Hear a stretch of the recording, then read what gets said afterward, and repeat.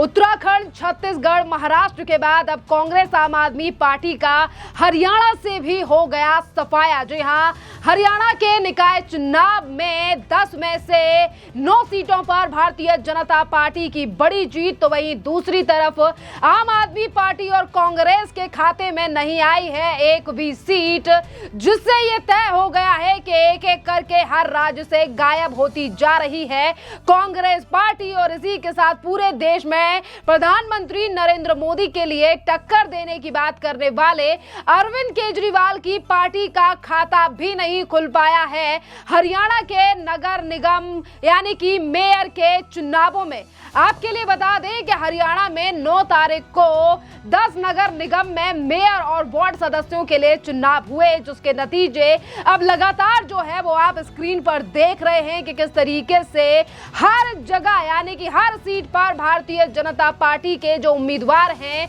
वो 8 से 9 हजार वोटों को लेकर लगातार बढ़त बनाए हुए हैं, जहां 4 सीटें ऐसी हैं जहां बीजेपी अब जो है वो जीत दर्ज कर चुकी है और वहीं 9 सीटों पर एक बड़े मार्जिन से जो है वो भारतीय जनता पार्टी के प्रत्याशी आगे चल रहे हैं। सोनीपत नगर निगम में मेयर के पद के लिए भी उपचुनाव हुए थे और आपके लिए बता दें कि 32 नगर निकायों के नतीजे भी आज ही आ रहे हैं और पहले 10 में से 6 नगर निगमों में जो है वो पहले ही बीजेपी का कब्जा था और अब जो चुनाव यहां पर हुए हैं यानी कि पहले कांग्रेस 2 नगर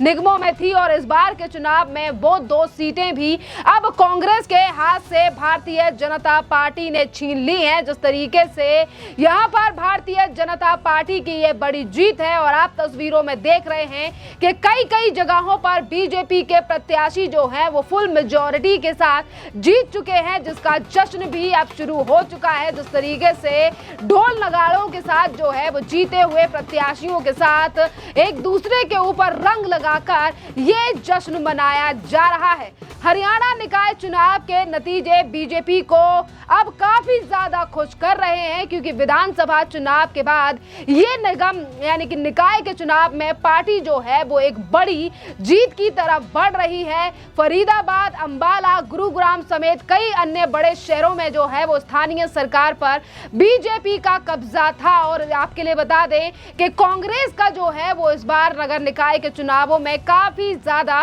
खराब प्रदर्शन रहा है, क्योंकि पार्टी यहां पर दूसरे नंबर पर भी नहीं आई है। दूसरा छोड़िए, एक भी सीट जो है वो यहां पर आम आदमी पार्टी और कांग्रेस के खाते में यहां पर नहीं है, जो कि कांग्रेस का लगातार देश के राज्यों से सफाया हो रहा है, जो कि अब सीधी तस्वीर जो है ये बता रही है कि बड़े से लेकर छोटे चुनावों में कांग्रेस और अन्य पार्टियों का लगातार जो है वो सफाया होता हुआ नजर आ रहा है। सोना में भी भारतीय जनता पार्टी की बड़ी जीत हुई है, क्योंकि यहां से भारतीय जनता पार्टी की प्रीति बागड़ी का विजय श्री यानी कि वो जो है वो फुल मेजॉरिटी के साथ यहां पर जीत चुकी हैं। और यहीं पर अगर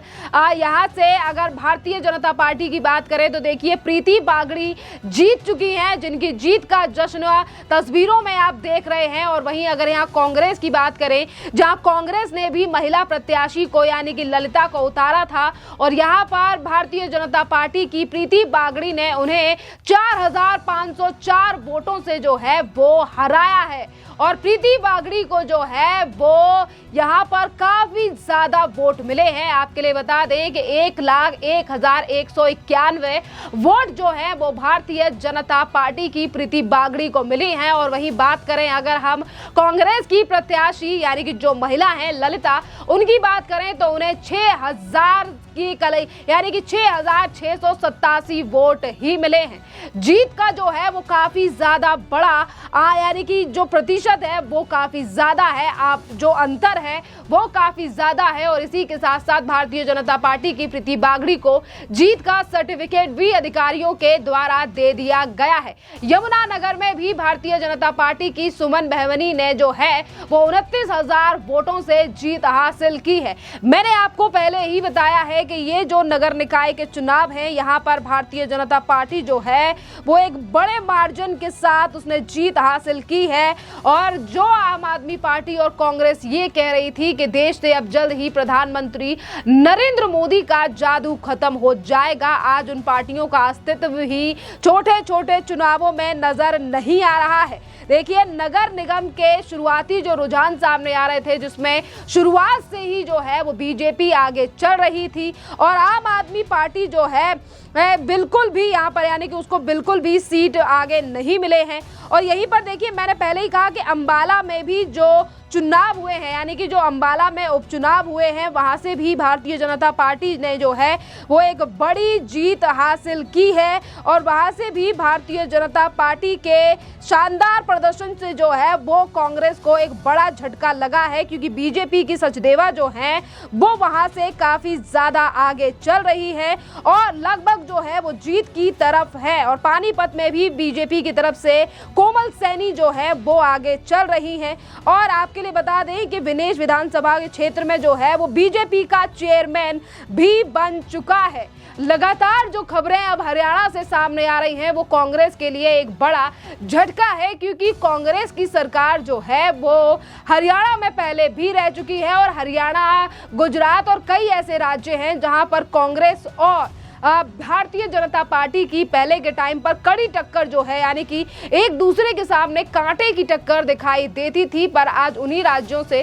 कांग्रेस का सफाया होता हुआ नजर आ रहा है। पहले विधानसभा में कांग्रेस को करारी हार का सामना करना पड़ा, तो वहीं दूसरी तरफ अब नगर निकाय के चुनाव में भी कांग्रेस के लिए ये बड़ा झटका है, जिस पर अब लगातार ये लोग सवाल उठाते हैं कि कांग्रेस के जो बड़े नेता हैं उनमें ही कहीं ना कहीं कुछ कमी है और इसीलिए उन्हीं के नेताओं की कमी की वजह से कांग्रेस जो है वो लोगों के बीच अपना संदेश ठीक तरीके से नहीं पहुंचा पाती है, जिसके लिए अब राहुल गांधी के साथ साथ तमाम ऐसे नेता हैं जिनको जिम्मेदार माना जा रहा है, जिनकी वजह से अब कांग्रेस जो है वो गर्त में जा रही है। बात यहां पर अगर अरविंद केजरीवाल की जाए, जो कि हरियाणा को अपना घर बताते रहे हैं और हरियाणा का बेटा भी अपने आप को वो बताते रहे हैं, पर उन अरविंद केजरीवाल का भी पत्ता इस बार फिर एक बार जो है वो साफ कर दी, यानी कि साफ हो चुका है नगर निकाय के चुनाव से। इससे पहले जब विधानसभा के चुनाव हुए उस समय पर भी आम आदमी पार्टी का